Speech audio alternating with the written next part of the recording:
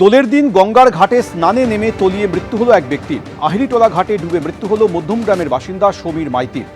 লেকটাউনে আত্মীয়র বাড়িতে বেড়াতে গিয়েছিলেন। নর্থপোর্ট থানার পুলিশ এসে দেহ উদ্ধার করে। মেডিকেল কলেজে নিয়ে গেলে চিকিৎসকরা মৃত বলে জানান। দোল পূর্ণিমায় চন্দ্রগ্রহণ দেখল কলকাতা সহ গোটা রাজ্য।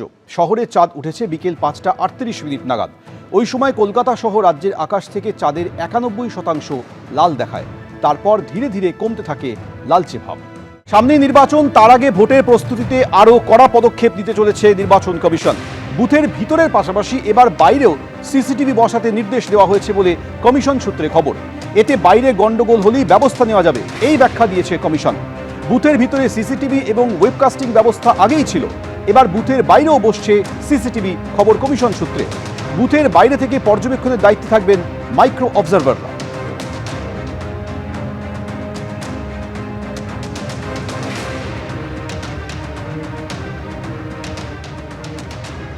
স্বাধীনতা পরবর্তী বারংবার যে নির্বাচনের পূর্বে এবং পরে এবং সারা বছর ধরে রাজনৈতিক রক্তস্রোতের একটা ইতিহাস রয়েছে। বিরোধীদের উপরে শাসকের আক্রমণ পশ্চিমবঙ্গে রাজনীতিতে সমান্তরালভাবে চলেছে, যেখানে ভারতবর্ষের অন্যান্য রাজ্যে তথাকথিত জঙ্গল রাজত্ব হিসেবে যাদেরকে চিহ্নিত করা হতো, সেখানেও রাজনীতি যখন হিংসামুক্ত হয়েছে, রক্তমুক্ত হয়েছে, তখন পশ্চিমবঙ্গের রাজনীতি এর থেকে বাইরে আসতে পারেনি।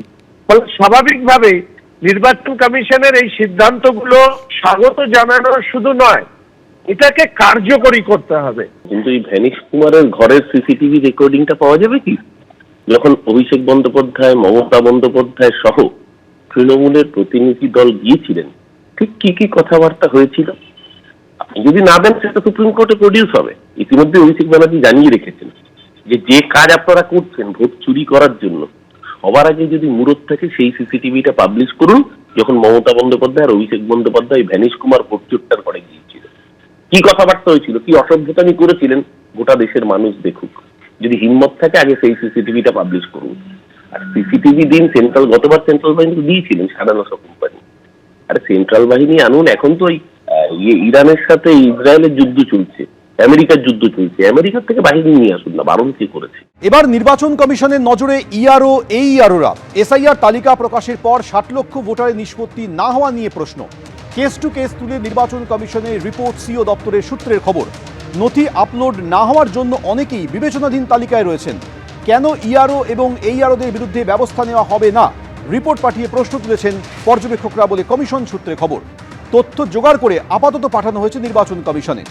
ইআরও, এইআরওদের শাস্তি দেওয়া হবে কিনা সিদ্ধান্ত নেবে নির্বাচন কমিশন।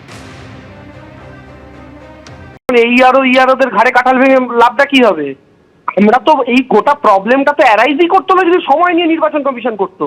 কে বলেছিল নির্বাচনের আগে 2 মাস আগে এটা করার? আমরা তো বারবার একটা বেসিক প্রশ্ন তুলেছি, 24-এর লোকসভা নির্বাচনের আগে কেন করলেন না গোটা দেশে? যদি সেটাও না করতে পারেন, 24-এর লোকসভা নির্বাচনের পরে যে রাজ্যগুলোতে 25 বা 26 অ্যাসেম্বলি আছে, বিহার, পশ্চিমবঙ্গ, কেরালা, তামিলনাড়ু, আসাম, সেগুলোতে কেন করলেন না? সেগুলো যদি টাইম নিয়ে করতেন, হাতে 1 বছর সময় নিয়ে করতেন, তাহলে তো আজকের দিনে দাঁড়িয়ে কেন আপলোড করা গেল না, কেন 60 লক্ষ বাকি প্রশ্নগুলোই আসতো না। এবং বাংলার কোনায় কোনায় হাজার হাজার মানুষ যারা কেউ স্ট্রোকে আক্রান্ত হচ্ছেন, কেউ হৃদরোগে আক্রান্ত হচ্ছেন, তাদেরও এই প্রশ্নটা জাগতো না যে আমরা আগামী নির্বাচনে ভোটটা দিতে পারবো কিনা, আমার মাটির ওপর আমার নাগরিকত্বটা থাকবে কিনা। কারণ সময় নেই। আজকে আপনারা নিজেরা শিডিউল ঠিক করেছেন, নিজেরা কম সময় হাতে রেখেছেন, রেখে এখন এইআরও আর ইআরওদের ঘাড়ে বন্দুক রাখছেন কেন? কারণ সুপ্রিম কোর্টের এই নির্দেশের পর যখন দেখতে পাচ্ছেন বিচারপতিরা গোটাটা করছে, তার মধ্যেও যেন এইআরও বা ইআরওরা আপনাদের কথা অনুযায়ী কলকাঠি নাড়তে পারে, তাই কি এটা আগাম তাদের ভয় দেখিয়ে রাখার কৌশল? এই প্রশ্ন রইল। এবিপি আনন্দ, এগিয়ে থাকে, এগিয়ে রাখে।